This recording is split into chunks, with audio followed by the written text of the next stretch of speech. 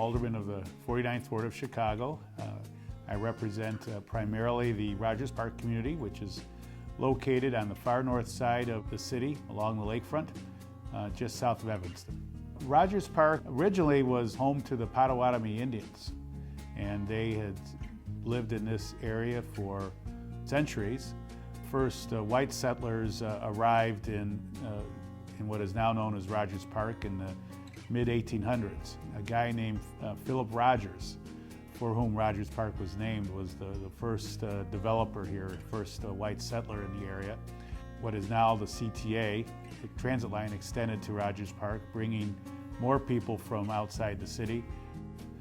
Began to become home to immigrants, first from Western Europe, and then later on Eastern Europe and Russia.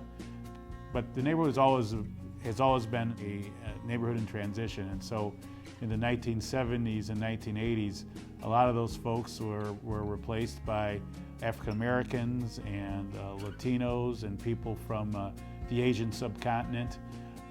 So we got to the point where from the 1980s on, Rogers Park has become one of the most ethnically, racially, and economically diverse communities, not only in the city of Chicago, but the entire nation. They should think of it as a microcosm of the city of Chicago and indeed the entire nation. A neighborhood that is welcoming to people of all backgrounds, all walks of life. A neighborhood that's very tolerant, that embraces differences. We have a lot of unique personalities in our community.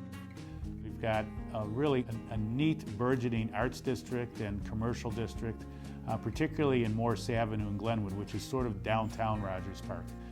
I don't think there's another neighborhood in Chicago where you have such a feeling of neighborhood cohesion and people who really look out for each other and who are very involved in our community.